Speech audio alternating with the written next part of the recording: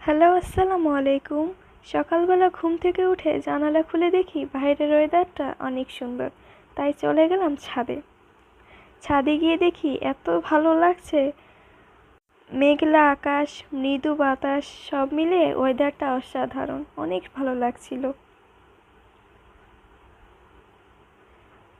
চারপাশ সবুজ শ্যামল, অনেক ভালো লাগছিল। আবার দেখলাম কয়েকটা কবুতর তারের উপরে বসে আছে।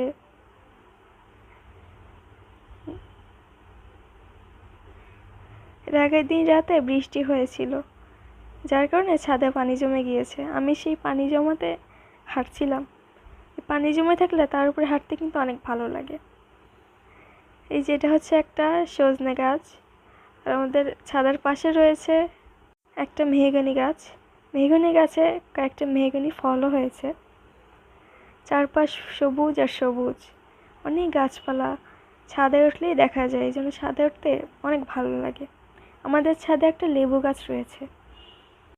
আমি এই বাসায় 3 বছর ধরে আছি, কিন্তু এই লেবু গাছে কোনোদিন লেবু হতে দেখিনি। কিন্তু এই লেবু পাতায় অনেক সুন্দর ঘ্রাণ। লেবু পাতা দিয়ে চা করলে অনেক সুন্দর ফ্লেভার আসে, ভালো লাগে। আর এটা হচ্ছে একটা সিম গাছ। সিম গাছে সিম হয়, প্রতি শীতকালে হয়।